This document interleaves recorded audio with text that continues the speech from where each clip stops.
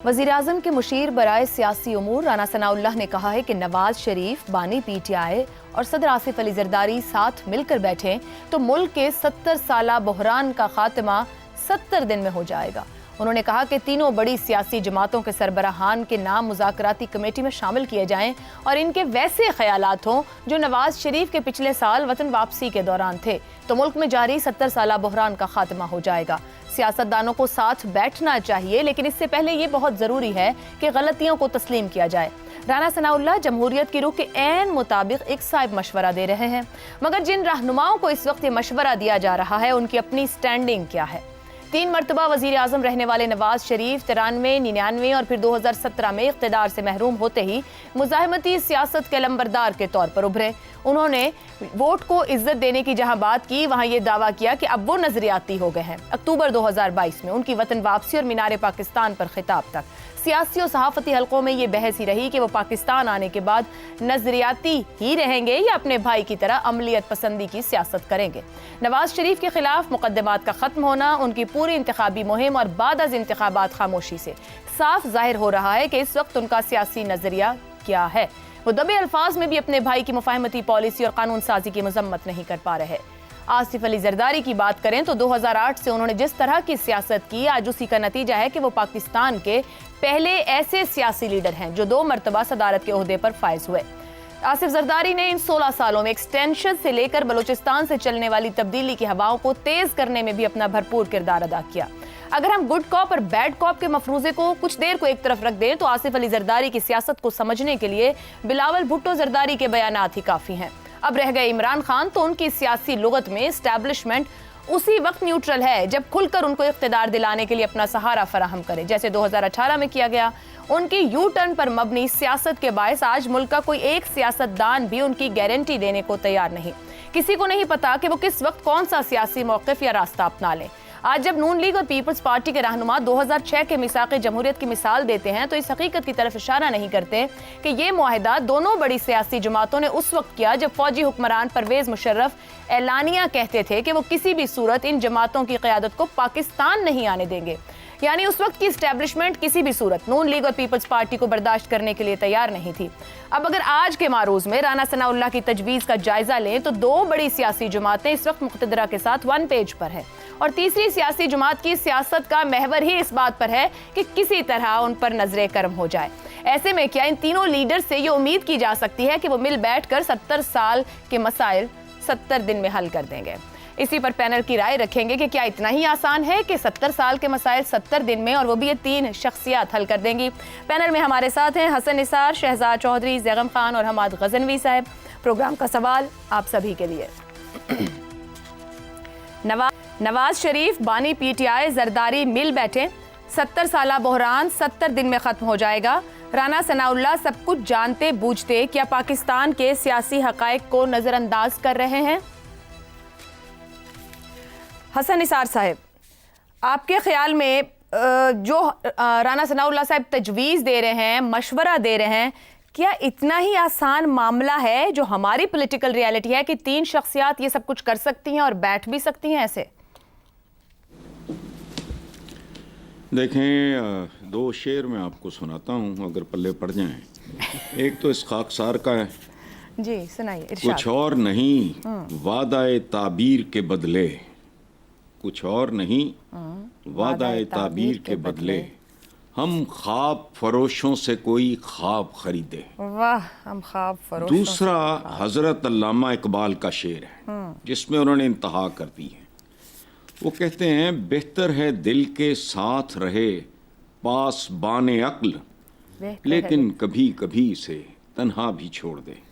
सो कभी कभी ख्वाब देखने में कोई कबाहत नहीं। और राना सनाउल्लाह ने सिर्फ एक मशवरा दिया है, बल्कि मैं तो इसे मशवरा भी नहीं कहता, ये तो लाउड थिंकिंग है। And perhaps this is the only way out. If you want to get out of this mess, this is the only way.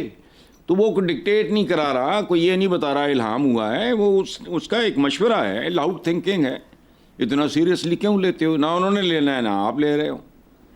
نہیں سر، میں تو اس حد تک سیریس ضرور لوں گی کہ کیا واقعی 70 سال کے مسائل ایسے ہیں کہ یہ 3 شخصیات جن کی پولیٹیکل ریالٹی میں نے سامنے رکھ دی، ان کے بیٹھنے سے یہ 70 سال کے مسائل حل ہو جائیں؟ کچھ تو ایسا بھی نظر آئے کہ اس طرح کی ہاں جی، وہ میری ذاتی رائے ہے کہ نہیں ہونے، لیکن اس طرح کی میں بڑ میں بھی کر دیتا ہوں کہ یار مل بیٹھو، فلانا کرو، ٹمکانا کرو، آپشن کوئی نہیں ہمارے پاس۔ ویسے آپ کے خیال میں کہ مل بیٹھ سکتے ہیں؟ انہی لوگوں کی وجہ سے تو ملک اسی مینٹیلٹی، اسی ذہنیت نے اس ملک کو یہاں تک پہنچایا ہے، اور میں نہیں دیکھتا کہ اس ملک کا کوئی بندہ میچورلی بہیو کرے گا۔ حسن نثار صاحب، یہ کیوں نہیں میچورلی بیہیو کر سکتے؟ 3 بڑے سیاستدان ہیں، ایک ووٹ بینک رکھتے ہیں، 3 بڑی جماعتوں کو لیڈ کرتے ہیں، کہ پولیٹیکل تھاٹ پروسیس ہے، کوئی لرننگ ہے دہائیوں کی ان کے پاس، یہ کیوں نہیں بیٹھ سکتے؟ لرننگ دہائیوں کی آپ کے بھی میں صدقے ہی جاؤں گا، ایسے وہ کچھ بھی نہیں ہے۔ پاور کے لیے، طاقت کے لیے، اقتدار کے لیے اندھی حفظ، ختم۔ ورنہ جو ان کے ساتھ ہوتا ہے بندہ تھوکے بھی نہ اس کاروبار پہ۔ جتنی ذلت، ہزیمت، بے چارگی، بے بسی عروج پہ جا کے بھی ان کو دیکھنی پڑتی ہے۔ شریف آدمی کا تھا لعنت، سیکھنا ہمارا ڈی این اے میں نہیں ہے، سیکھنا بھائی۔ زیغم صاحب ہنس رہے ہیں، کھل کے ہنسیں زیغم صاحب۔ چلے ٹھیک ہے زیغم صاحب، ایک تو اس کو ضرور کامنٹ کیجئے گا کہ کیا واقعی ایسا ہے۔ خیر میں اس پہ بلیو نہیں کرتی کہ ہمارے اس میں لرننگ نہیں ہے، لرننگ ہے تو ایوولوشن ہوتی ہے، اور آج ہم بہت حساب سے بہت بہتر بھی ہیں لیکن بہت حساب سے نہیں آگے جا سکے۔ سوال ہے میثاق جمہوریت کا تناظر، اور جو مشورہ کہا جائے، لاؤڈ تھنکنگ کی کہا جائے یا ڈے ڈریمنگ کہی جائے کہ بیٹھ سکتے ہیں۔ آج ان دونوں سیاسی جماعتوں کا زاویہ بدل گیا، جو تیسری جماعت شامل ہوئی وہ ساتھ نہیں بیٹھ سکتی ہے، جس کا تھاٹ پروسیس یہ رہا کہ یہ 2 تو چور ڈاکو ہیں، I am the only severe. کیا یہ سادگی ہے، سیاسی خواہش ہے، یا کچھ بھی نہیں ہے؟ دیکھیں، وہ غالب نے اپنے بھتیجے کا مرثیہ لکھا تھا، جو پڑھیں آپ تو آپ کو ہنساتا بھی ہے اور رلاتا بھی ہے۔ جو حسن نثار صاحب کی بے رحم حقیقت پسندی ہے، اس میں بھی یہ خوبی ہے، آپ ہنس بھی سکتے ہیں، رو بھی سکتے ہیں۔ جس طریقے سے یہ آپریشن کرتے ہیں یا پوسٹ مارٹم کرتے ہیں، تو انہوں نے دونوں باتیں رکھی۔ دیکھیے، جو پاور آف امیجنیشن ہے وہ بہت بڑی طاقت ہے، اگر اس کو استعمال کرنے کو تیار ہوں۔ اگر آپ ایک مختلف مستقبل کا خواب دیکھ سکتے ہیں اور اس پر عمل کرنے کی کوشش کر سکتے ہیں، تو پھر بہت کچھ ممکن ہو جاتا ہے، انفرادی طور پر بھی اور قوموں کے طور پر بھی۔ بہت قوموں نے اپنے رستے بدلے ہیں، بہت نیچے سے بہت اوپر گئی ہیں۔ پاکستان بھی جا سکتے ہیں اگر ہماری اشرافیہ، اگر ہمارے سیاستدان، اگر ہمارے ریاست کے لوگ پاکستان کے لیے ایک نئے مستقبل کو امیجن کریں اور اس امیجنیشن پر عمل کرنے کی کوشش کریں۔ یہاں پر اس امیجنیشن کی بھی کمی ہے۔ پاکستان ایک ایسا ملک بن کے رہ گیا ہے جو انڈر امیجنڈ ہے، جس کے لیے ایک بڑے اور اچھے مستقبل کا خواب بھی کوئی دیکھنے کو تیار نہیں ہے۔ ڈے ٹو ڈے، جس کو ڈنگ ٹپاؤ کام کہتے ہیں، ادھار پکڑو، بھیک مانگو اور دن کو نکالو اور اپنی فکر کرو۔ سب سے پہلے اگر یہ رویہ بدلے گا تو آگے کا رستہ تو نکل سکتا ہے، ہر چیز کا نکل سکتا ہے، ایک نیا مستقبل پاکستان کو مل سکتا ہے۔ اور مجھے ایک خوشی ہے، دیکھیے اچھا سیاستدان وہ ہوتا ہے جو ماضی کا اسیر نہیں ہوتا۔ میں نے کبھی رانا ثناء اللہ صاحب کی تعریف نہیں کی، میں ان کا کبھی مداح نہیں رہا، لیکن مجھے یہ بات بہت اچھی لگ رہی ہے کہ ان کے اپنے ساتھ جو زیادتی ہوئی اس کو وہ ایک طرف رکھ کر ایک نئے ڈائلاگ کی، ایک نئی بگننگ کی بات کر رہے ہیں۔ کم از کوئی بندہ اس طرح کی بات تو کر رہا ہے، وہ اس طرح تو نہیں کر رہے جس طرح ان کے باقی ساتھی روڑے اٹکانے کی کوشش کر رہے ہیں، اس موقع سے فائدہ اٹھانے کی کوشش کر رہے ہیں، اور وہ سمجھ رہے ہیں کہ گاڈ سینڈ اپرچونٹی ہے کہ اپنے مد مقابل کو رگڑا لگا دو، صاف کر دو، اپنے لیے میدان ہموار کر لو۔ کم از کم یہ بات تو ان کی قابل تعریف ہے۔ 70 سال کے مسئلے تو 70 دن میں حل نہیں ہوں گے، اور صرف یہ 3 افراد حل نہیں کر سکتے، لیکن کم از کم کچھ اتفاق تو کیا جا سکتا ہے، کچھ امیجن تو کیا جا سکتا ہے جو میں پہلے کر رہا ہوں۔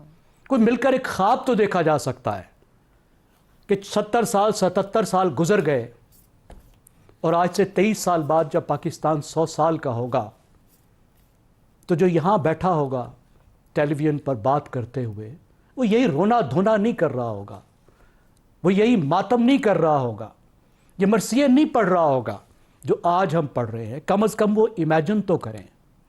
آگے جانے کے لیے جو ہمیں ڈائلاگ درکار ہے اس کے دو پہلو ہیں.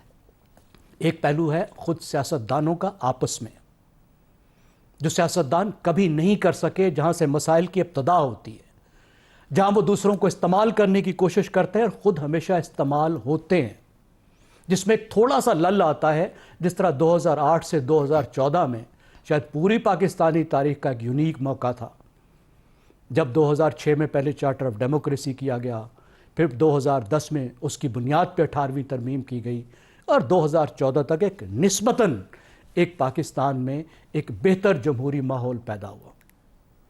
اگرچہ اس میں بھی بہت سی ایسی باتیں ہوئی جو نہیں ہونی چاہیے تھیں.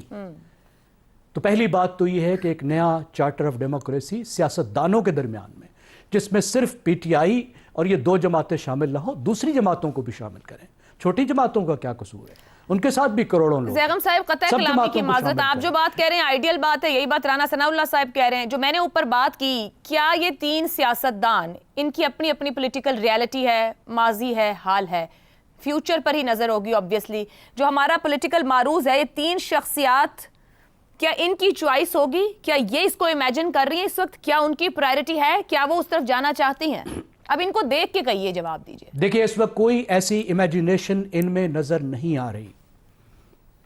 ایک طرف عمران خان جو ہیں, جو ان کی اپنی سیاست ہے, جو پاپولسٹ پالیٹکس ہے, جس میں وہ اچھے ہیں باقی سب برے ہیں, اور خیر و شر کی جنگ ہے جس میں وہ خیر کا پیکر ہے اور دوسرے سب بدی کی طاقتیں ہیں. کیا اس نیریٹو کو چھوڑ کر, اس طرز سیاست کو چھوڑ کر وہ ایک نئے طرز سیاست کی طرف جائیں گے؟ میں تو امید ہی کر سکتا ہوں. اور کیا یہ جماعتیں جو عوام کی نظروں سے گر چکی ہیں, اپنا وقت گزار چکی ہیں, اپنی ری برتھ کے لیے تیار نہیں ہیں, کیا یہ قربانی دینے کو تیار ہوں گی کہ اپنے مد مقابل کو سیاست میں پچھاڑیں, ان کو عدالت میں نہ پچھاڑیں, ان کو ایگزیکٹو طریقے سے نہ پچھاڑیں, ان کو سیاسی راستہ دیں؟ میں اس میں بھی امید کر سکتا ہوں. لیکن میں واپس اپنی بات کی طرف آؤں گا. یہ ایک سائیڈ ہے, دوسری سائیڈ بھی ہے پاکستان کی پاور ایکویشن میں. دوسرا جھگڑا پاکستان کی سیاسی پارٹیوں میں, اور پھر پاکستان کی جو پاکستان کی ریاست کی طاقتیں ان کے درمیان میں ہوتا ہے. وہ بھی پیرینیل ہے, وہ بھی 70 سال سے چل رہا ہے. تو اس لیے جو دوسرا ڈائلاگ ہوگا, سیاستدان جب آپس میں کچھ طے کر لیں تو پھر سب کو بٹھانا پڑے گا, اور پھر سب کو بیٹھ کر اس ملک کا سوچنا پڑے گا, صرف سیاست کا نہیں. پھر یہ امیجن کرنا پڑے گا کہ ہم اپنے بچوں کو کیسا پاکستان دے کر جانا چاہتے ہیں. یہ وہ چیز ہے جو ہمارے سارے بڑوں کو کرنا چاہیے اگر وہ چاہتے ہیں کہ آنے والی نسلیں ان کا نام احترام سے لیں. درست. اور پاکستان جو ایک لوزر ملک بنتا جا رہا ہے, جنوبی ایشیا جو دنیا کا پسماندہ ترین خطہ ہے, اس کا بھی پسماندہ ترین ملک بنتا جا رہا ہے. آپ ذرا دیکھیے تو صحیح, پاکستانی آج بنگلہ دیشی سے غریب ہے. آپ کی ترقی کی رفتار جو ہے ایشیا کی ترقی کی رفتار سے 1/3 ہے. آپ کسی فگر کو تو اٹھا کر دیکھیے ہم جا کدھر رہے ہیں. اس کو کہتے ہیں ٹریجیکٹری. جو سمت ہوتی ہے, آپ 1 ڈگری اگر سمت غلط ہو جائے تو آپ ہزاروں میل دوسری طرف چلے جاتے ہیں. ٹھیک ہو گیا, آپ کا رخ ٹھیک نہیں ہے, تو اپنا رخ ٹھیک کریں. اور میں تو اس کو ایک امید کے لیے اسرٹ کرنے کے لیے کہ یہ کرنا ہے, آخر یہی کچھ ہے. حسن نثار صاحب نے بھی یہی فرمایا نا, کہ اس کے علاوہ اور ہے کیا. ٹھیک ہو گیا زیغم صاحب, مایوسی ہے, سوچیں گے تو بہت اس طرف مایوسی بڑھیں گے, ہے, لیکن اس کے علاوہ تو کوئی طریقہ ہی نہیں ہے. درست ہو گیا, درست ہو گیا.